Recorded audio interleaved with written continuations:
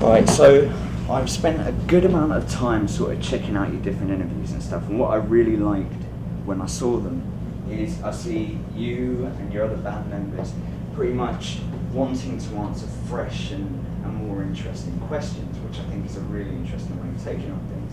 Now, with regards to tomorrow, I know you've got your album coming out, re-released on iTunes. How do you feel about, having an album come out just with a few more songs? Do you feel that's a brand new package, or what are your thoughts on the album that is released tomorrow? I don't know where I've always felt like those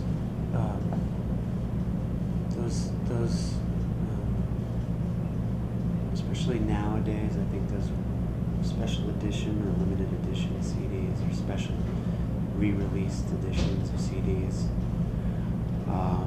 are to give the people who stole the album the first time around a chance to buy it. So, and I don't have any problem with that in theory. So I feel like I'm just hoping that if there's people who've become fans of the album, then maybe they can consider buying it as well. Yeah. Makes sense.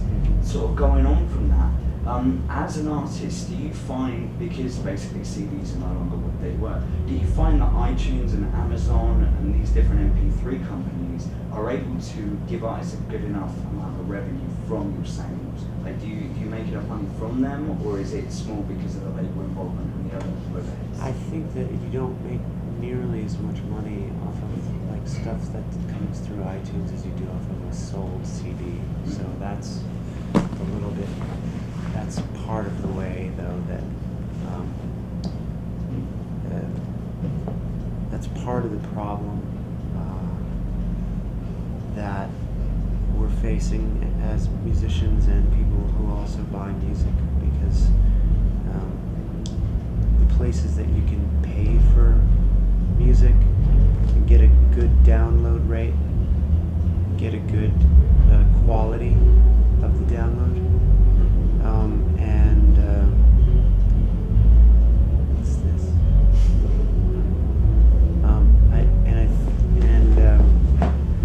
I don't think that there's a lot of options out there, and I think that because record companies were a bit major, say most major labels were caught pretty off guard by the whole process. I think that we're left where we only have iTunes and Amazon as like a trustworthy bandwidth place to download. I mean, anybody who's ever tried to look for something on Blogspot to download or something knows what I mean. Is that oftentimes the link won't be there, or you'll try to download it but you can't, or it's half downloads, or those kinds of things. So I think that hopefully in the future there'll be a lot of different ways to pay for the downloaded music. Have you heard of the digital rights bill?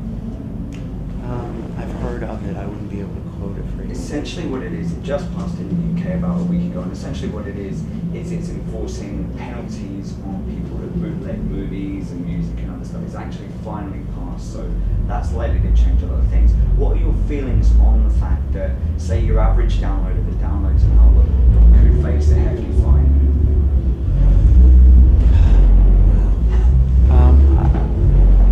I tend to feel that that's going to be so hard to enforce that it almost doesn't matter. I mean, it's setting up some kind of a precedent, but I don't think it in and of itself is going to change anything. I also think that like you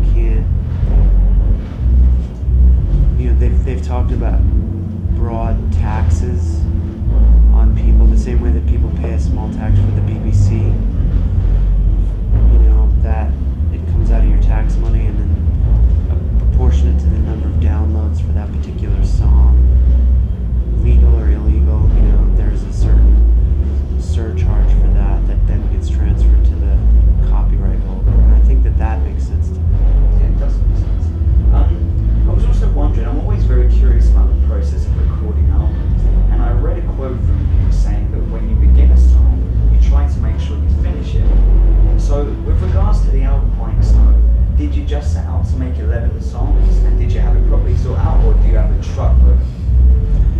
No, I mean, it's almost, by the time anybody's, like, we all know how to start songs, and so by the time any two people decided that one idea, that first idea was good, we all just, then started jumping in on it and then finished it, because I think once, if somebody brought in, I think we did have the situation where somebody started something and everybody else kind of looked at each other and was just like, and then we moved on.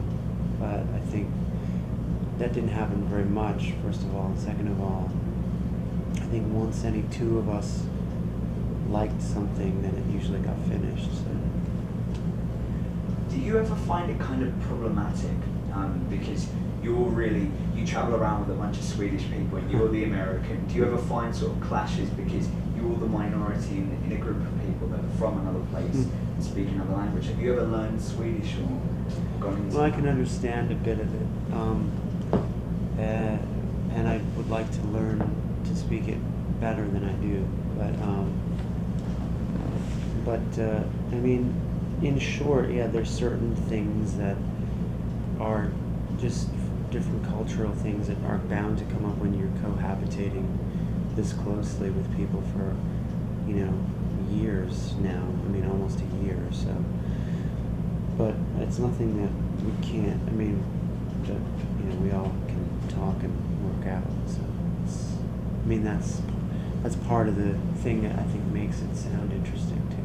Is that there's two cultures kind of operating in the same. Have you explored much of Sweden? I know you've been there, that's how you met and so on and so forth, but is it a country you could consider yourself familiar with? Not as a country. I'm kind of familiar with Stockholm at this point. My girlfriend's Swedish.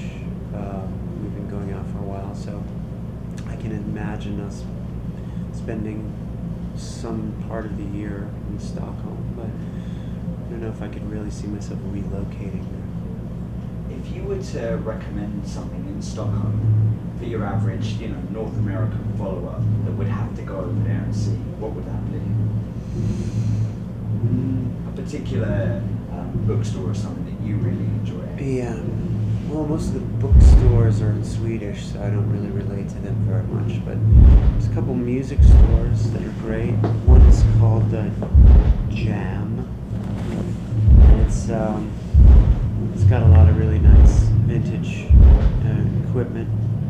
And there's a place called Magazine 3, which is a modern art gallery that's in the north side of Sweden, which is a very beautiful bike ride. And I would also recommend the Stockholm City Bikes card, which is for like the equivalent of $20. You have a card which is good for the entire summer and into the fall.